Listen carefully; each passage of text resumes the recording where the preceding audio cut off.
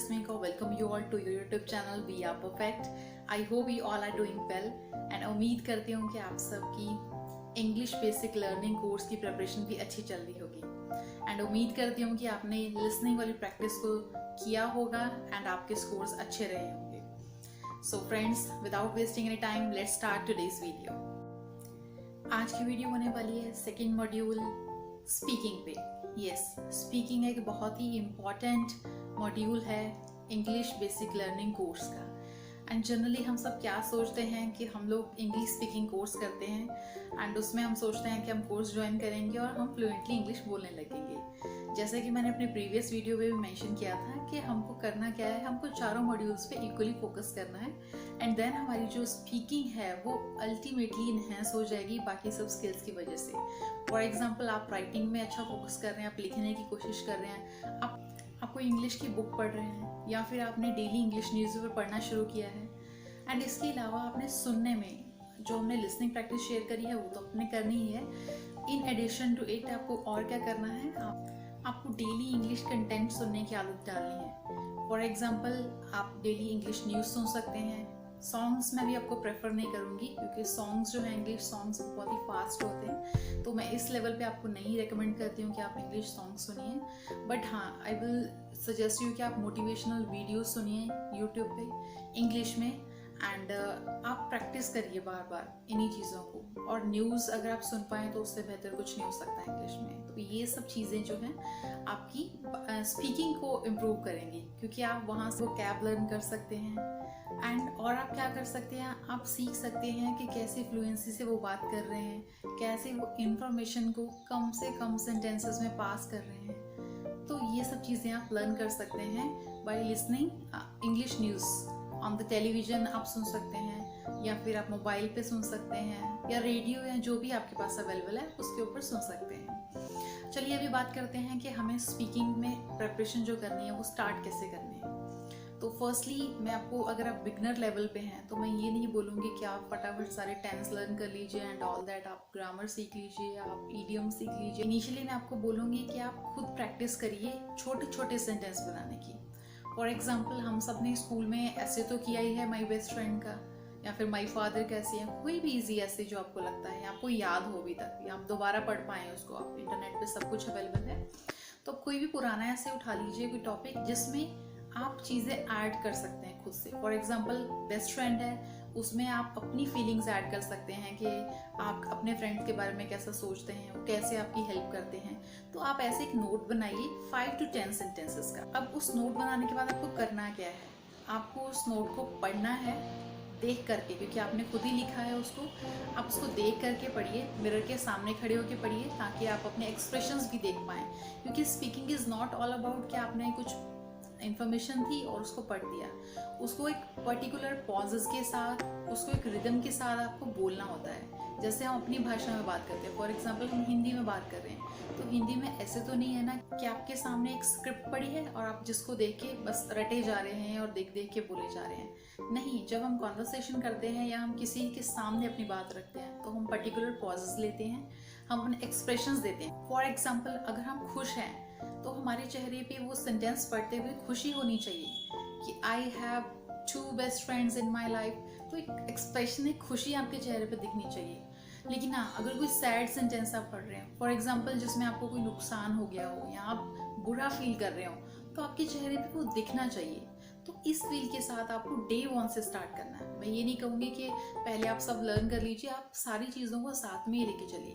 तो अभी जो 5 to 10 सेंटेंसेस का जो पैराग्राफ आपने लिखा है, जो भी आपने कंटेंट लिखा है, वो मे बी आपके किसी भी टॉपिक पे हो सकता है. फॉर एग्जांपल, मैंने आपको दिया था कि बेस्ट फ्रेंड पे हो सकता है, आपके किसी फैमिली मेम्बर के ऊपर हो सकता है, आपके किसी पेट के ऊपर हो सकता है. तो अभी आपको क्या करना है, उस कंटेंट को लेना है और सामने आपको मिरर के सामने खड़े होकर पढ़ना है. तो अगर आप अपना कंटेंट चूज कर सकते हैं, it's up to you. Otherwise मैं आपको एक कंटेंट प्रोवाइड कर देती हूँ. आपको अभी स्क्रीन पे जैसे देख पा रहे हैं कोई 5 सेंटेंसेस हैं, ये आपके बारे में ही है.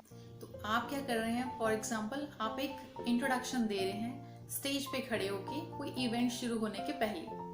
तो आपको उस कंटेंट को अभी पढ़ना है और मिरर के सामने जाके पढ़ना है. और कोशिश कर सकें अगर आप उसको रिकॉर्ड करें तो आपके मोबाइल पे या कैमरा या जो भी आपके पास अवेलेबल है, उस पर रिकॉर्ड करें और फिर उसको बैठ करके सुने।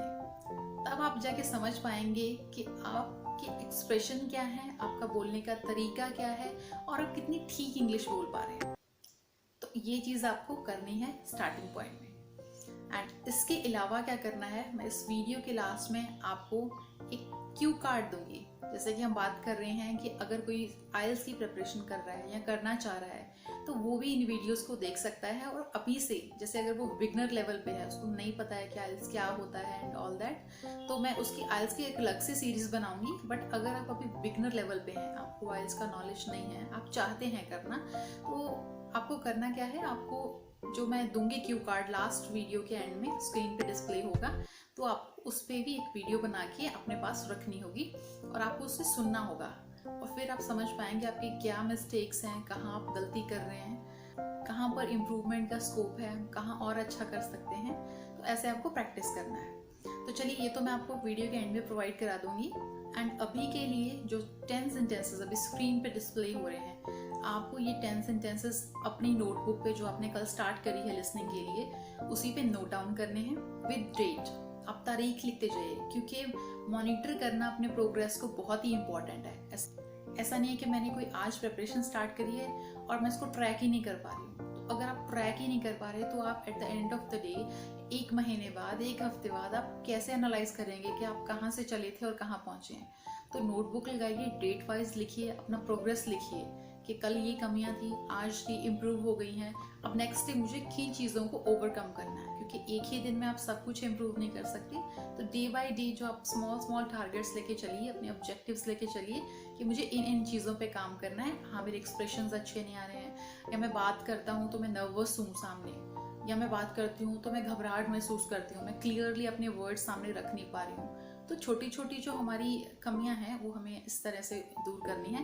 वो तभी हो पाएंगी अगर आप डेट वाइज एनालाइज करेंगे कि आज मैंने क्या सीखा और आज क्या रह गया जो मैं सीख सकती थी या सीख सकता था। तो आपको एक चार्ट बनाना होगा, डेट वाइज अपना काम रखिए, और जो काम आप करके हटेंगे लास्ट में कॉपी के पेज के आपको क्या करना है, आपको लिखना है कि आज का क्या स्कोर रहा। फॉर एग्जाम्पल, आपका लिसनिंग का 10 में से कितने स्कोर आए, 7 आया, 8 आया, वो आपको लिखना है। सेकंड प्रैक्टिस में क्या है वो भी पेज के एंड में लिखना है। सिमिलरली आपको जब स्पीकिंग करेंगे तो जो मैंने 5 to 10 सेंटेंसेस लिखे थे, क्या आपने उनको सही बोला है ग्रामेटिकली, जैसे मैंने स्क्रीन पे दिए थे, क्या आप वैसे बोल पा रहे हैं, या जो भी आपने खुद से लिखे हैं क्या वो ग्रामेटिकली करेक्ट हैं। आपको वो चेक करना है, फिर आपको एंड में अपने आप को रिमार्क देना है। हाँ, अगर आपको चेकिंग के लिए मेरी हेल्प चाहिए तो आप मेरे इंस्टाग्राम पेज पे मुझे मैसेज कर सकते हैं, कमेंट बॉक्स में लिख सकते हैं, तो मैं आपकी उसमें हेल्प कर दूंगी। चलिए अभी बात कर लेते हैं 10 सेंटेंसेस की जो आपकी स्क्रीन पे डिस्प्ले हो रहे हैं। आपको अभी इन 10 सेंटेंसेस के ऊपर आपको लिखना है इसको अपनी नोटबुक में, और इसके ऊपर आपको बोल के अपने एक वीडियो बनानी है जिसको आपको सुनना है बाद में, ताकि आपकी कहाँ कमी है, क्या पेशी है। चलिए एक बार क्वेश्चंस के ऊपर एक बार नज़र डाल लेते हैं कि क्या क्या क्वेश्चंस हैं। फर्स्ट लिखा है जैसे ग्रीट करना है आपको, first sentence is about greeting. तो जब भी आप वीडियो बना रहे हैं, मॉर्निंग है तो मॉर्निंग ग्रीट करिए, अगर इवनिंग है तो आप अकॉर्डिंगली इसको ग्रीट करिए। एंड सेकंड है माय नेम इज़, तो सेकंड में आपका नाम है, तो आपको अपना नाम बोलना है, फुल नेम बोलना है आपको उसमें, ठीक है। माय नेम इज़, जहाँ पर हमने फिलअप छोड़ा है वहाँ पर आपको अपना फुल नेम बोलना है। थर्ड क्वेश्चन है आई एम फ्रॉम, इसमें हमने ब्लैंक छोड़ा है, इसमें आपको अपने सिटी का, अपने विलेज का, टाउन का, यहाँ पर भी आप बिलोंग करते हैं, जो भी आपका होम टाउन है, आपको उसका नाम लिखना है इस पर, I am from dash. Okay, next है I did my schooling in, तो आपको अपनी स्कूलिंग आपने कहाँ से करी है, आपके स्कूल का जो है नाम आपको इसमें लिखना है। नेक्स्ट है currently I am working slash studying, अगर आप अभी काम कर रहे हैं, जॉब कर रहे हैं कहीं पर अपना या खुद का काम है तो आप उस वो मेंशन करिए। अगर आप अभी पढ़ाई कर रहे हैं, फॉर एग्जांपल कॉलेज में है या कहीं भी स्टडी कर रहे हैं कुछ भी, तो आपको वो मेंशन करना है यहाँ पर। नेक्स्ट है my father is mister dash, तो जो भी आपके फादर का नेम है वो आपको मिस्टर के आगे लगाना है, एंड आपका सेंटेंस कंप्लीट है। उसके बाद आपको लिखना है ही इज़ डैश, अगर वो बिजनेसमैन है तो, या फिर उनका कोई और ऑक्यूपेशन है तो आपको वो फिल करना है। नेक्स्ट है my mother is Mrs dash, तो आपकी मदर का जो नाम है, फुल नेम आपको वो मेंशन करना है। ही इज़ द डैश, तो जहाँ भी वो जॉब करती हैं, जो भी उनका ऑक्यूपेशन है वो आपको फुल कर देना है। अगर नहीं जॉब करती हैं तो आप उसे होम मेकर लिख सकते हैं, ठीक है। And the last sentence is my hobbies are dash and dash, तो आपकी कोई 2 हॉबीज़ हैं वो आपको यहाँ मेंशन करनी है। कोई भी हो सकती है, रीडिंग हो सकती है, डांसिंग हो सकती है, पेंटिंग हो सकती है, ट्रैवलिंग हो सकती है, तो जो भी आपकी हॉबीज़ हैं आपको वो 2 यहाँ मेंशन करनी है। सो हियर यू गो, बस इतना ही करना है आपको। और इसको प्रैक्टिस करना है मिरर के सामने जाके, और थोड़ा लाउड बोलना है, अपने आप से बात करनी है।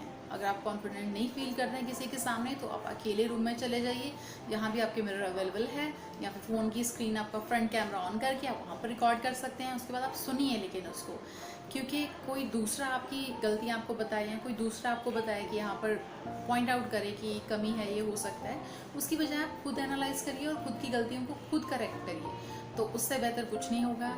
फिर भी आपको लगता है कि आपको हेल्प की ज़रूरत है तो आप मुझे मैसेज कर सकते हैं, मुझे इंस्टा पेज पे कर सकते हैं, कमेंट बॉक्स में डाल सकते हैं। So I am here with you. And at the last, as I promise that I will display a Q card. अगर आप इस पे भी कोई वीडियो बनाना चाहते हैं तो आप वो भी बना सकते हैं। प्रैक्टिस करिए इसके ऊपर भी। क्यू कार्ड का क्या रहता है कि आपको एक टॉपिक दिया जाता है और उसके नीचे 3 सब क्वेश्चन होते हैं, 3 या 4 सब क्वेश्चन होते हैं, तो अकॉर्डिंगली आपको कंटेंट मिल जाता है कि आपको क्वेश्चन मिल गया, उसके बारे में और डिटेल में क्या बात करनी है, तो आपको हिंट्स मिल जाते हैं। एंड दूसरा, क्यू कार्ड का एक रूल है कि आपको 2 मिनट से कम नहीं बोलना है। तो आप जो भी इस पे कंटेंट रेडी करेंगे, कम से कम 2 मिनट आपकी जो है बोलने की जो स्पीड है वो सब मिला के कम से कम आप 2 मिनट में जो सारे टॉपिक्स हैं वो आप कवर करिए।